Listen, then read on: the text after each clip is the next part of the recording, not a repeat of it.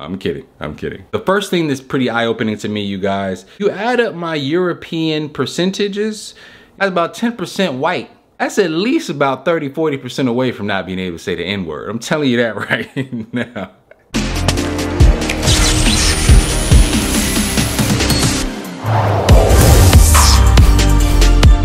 What's good, YouTube? TP Locks here, bringing you guys another video. Yes, today, you guys, I'm gonna be sharing my Ancestry results. Let me go ahead and get a thumbnail. If you're interested in that video, stay tuned. Per usual, you guys, if you have not done so already, please hit that like and that subscribe button. If you have hit that like and that subscribe button already, definitely want to make sure you hit that notification bell to stay notified on all the posts the moment I post. All right, let's get into the video. Guys, I know this is not a dreadlock video. I know this is probably not gonna get a lot of views. A lot of y'all really weren't even asking for this content, but I did want to share this with you guys because honestly, it's been something I've wanted to do for a very, very long time. And my wife got me this Ancestry kit. I don't know if y'all can see that. It's real, the box is dirty now.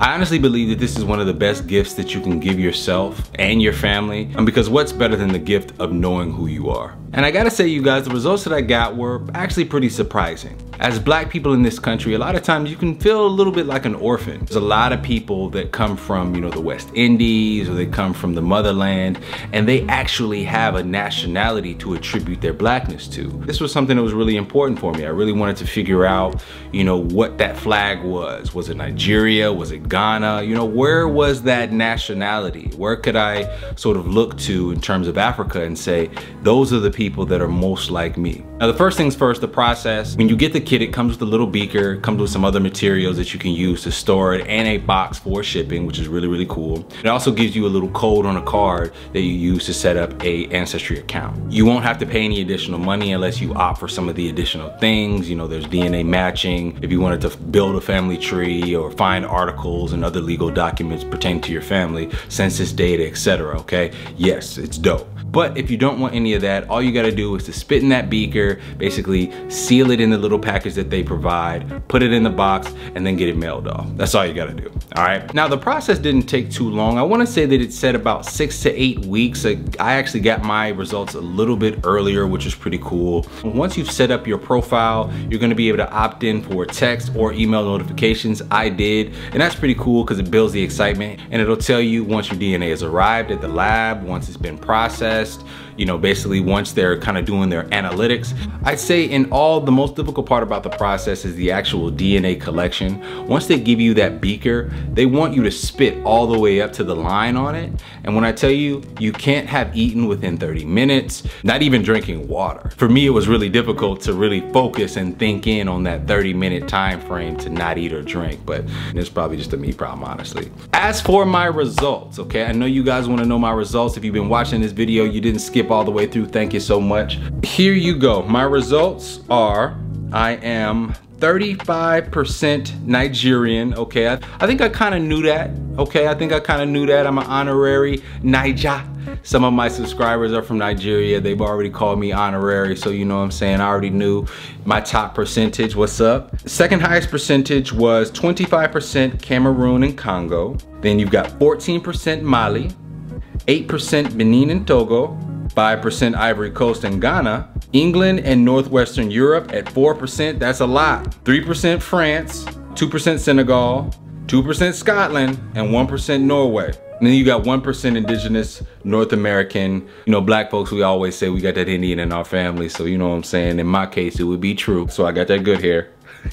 I'm kidding.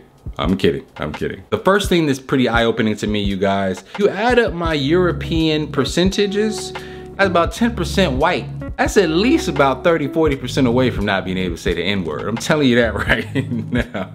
So I thought that was a pretty high percentage. It's kind of like a lot of light-skinned folks on my dad's side of the family. And so I knew that there was some sprinkles of some European in there. But what was also actually pretty perplexing as well was that I didn't really have a strong presence of any particular African nationality, right? You got Nigeria at 35%, which is pretty significant, and you got Cameroon at the 25%. But when you're thinking about those percentages, it's like they're not really so high that you can be like, okay, well, I'm heavy Nigerian. Basically, when you look at my DNA, it's like I'm just like a trail mix, you know what I'm saying? I'm a trail mix of several different types of African, obviously, but like these percentages are, you know, lower level significant. Like even the 14% in Mali is like, okay, well, I think really what this ancestry test showed me was that it is very, very difficult to just track that person, that black person, that African person, just be like, okay, well, I see now my grandfather, as far back as I can trace, was Nigerian. My grandmother on my dad's side, as far back as I could trace, is from Mali.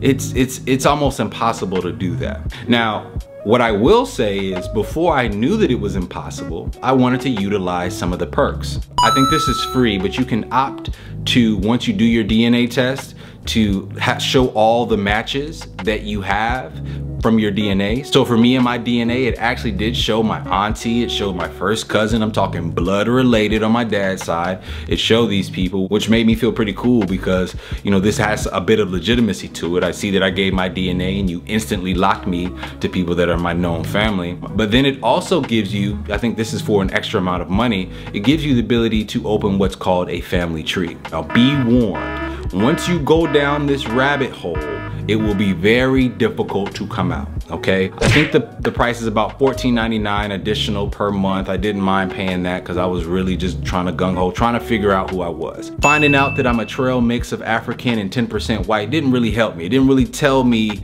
everything that I really wanted to know about myself, right? I felt like I could identify some more specific people and sources, right? The cool thing about family tree is that the family tree option gives you the ability to, you know, put yourself, your mother, your father, their mothers and fathers, etc., and based on the data that you provide, birthday, it will create hints. Now these hints, they appear as little leaf notifications that basically say, hey, here's some, you know, public documents that sort of affirm your relationship to this person. Do you want to add them to your family tree? So this could be anything from funeral records, draft cards, census data, it could be marriage certificates, divorce certificates in some case. You'll also be able to, with that fee that you pay, connect to other family trees that have ancestors in common. A lot of stuff, you guys. And this is where I got lost. I started putting information in for my family. A little leaf would pop up. I would delve into it, find another leaf.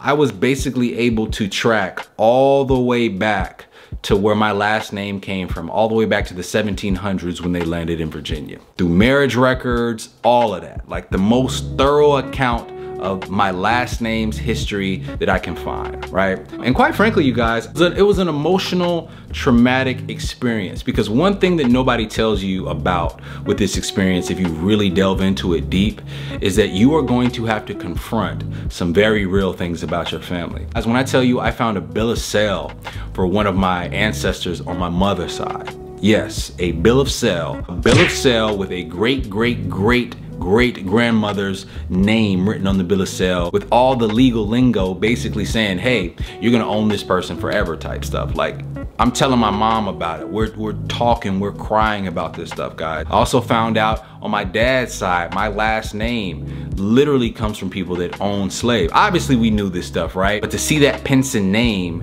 and see slave owner, to see that this person owned 2 slaves that were under 10 years old on a census, like, it's a lot. As I continue to dig, you would get to points where there were dead ends. You know, on my mother's side, I couldn't find stuff on her father. On my grandmother's side, after a certain point, you just couldn't find more information. Even on my dad's mother's side, at some point, you just can't find information. The only space where I had a full account of our history from the moment they landed to up to this point was the Pinson name, which basically started off with these white affluent guys from France via Germany, right? Long story short, the process definitely was eye-opening, because it started off as this pilgrimage to find self. It started off as this pilgrimage to really find which African flag I could just wave proudly and just, you know, rock and with pride. But it ended up this process where I became really grateful to know my family more.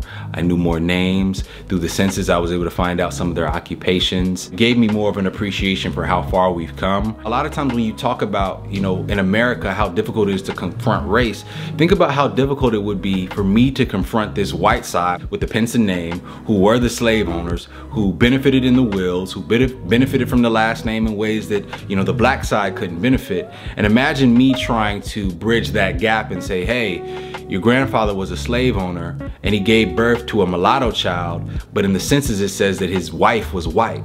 How does this happen? Do you guys have any information about the slaves that he owned? Because I feel like, at least on this side, there's a person missing. You know what I'm saying? These sorts of mysteries, frustration that just builds these emotions. And it really, honestly, you guys, it was both informative and traumatic.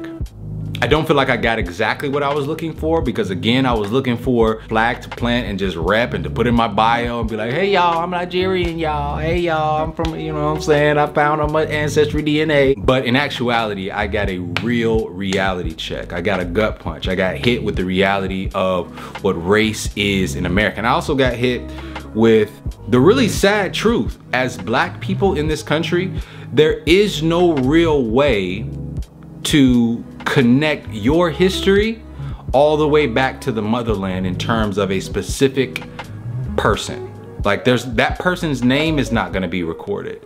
That person's marriages, his connections, his life, his occupation is not going to be dignified if it wasn't dignified in census data. Seeing that juxtaposition between white records were kept, black records were not, and how it manifests itself on your family tree is a very sad, troubling thing. And it's really, like I said, it's hard to describe. I probably rambled a lot. I wanted to share as much as I could with you guys because this was a tremendous process. It was a great process, but I also wanted to get real with you. It's great to know, you know, that I'm 35% Nigerian, 25% whatever I was. I mean, it's great. But in terms of like how I utilize it, I don't utilize it nearly as much as I utilize that family tree.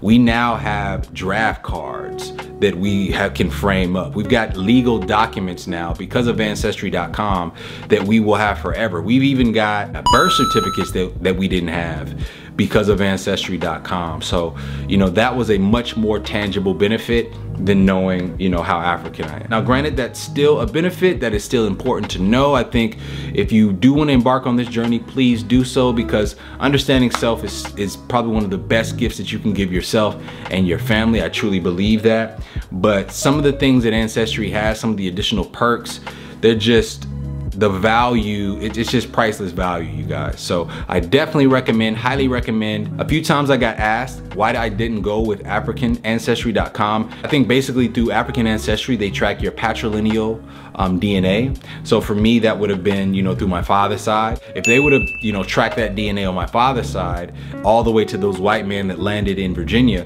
they would have basically determined that I didn't have any African ancestry through my patrilineal side. I was a little skeptical after doing my research and finding all the people who had done African ancestry and actually didn't have any African DNA. Black people, visibly black people that didn't have any African DNA according to these tests. So also one thing in ancestry.com's favor is that they've got the largest pool of data available. So if you're a person that, you know, wants to find other family members, you know, Ancestry is more likely going to be your guy, even over 23andMe and some of the other competitors out there. So highly recommend you guys get your Ancestry done. If you have any questions, if you have any experiences to share, please leave them in the comment section right now. It's been TP Locks, signing out. Yo, TP Locks fam, what is going on? You already know it's your boy Backpack Beats. If you like the music on my homie TP's channel, definitely come over to my channel. I got more of these. I'm making beats every week. I'm also DJing every week for the No More Free Beat Show. So definitely make sure you stay tuned in. Got a lot of stuff popping. I appreciate everybody who's been coming from TP's channel as well. I'm almost at 1,000 subscribers, so I really appreciate y'all for coming through, showing love. It's nothing but a community over here for real. We got the dope vibes. So definitely stay tuned to what we doing on TP's channel. Make sure you stay tuned to what I'm doing on my channel also. And it's gonna be fire, man. Dope beats, dope music, dope vibes. Appreciate y'all. Peace.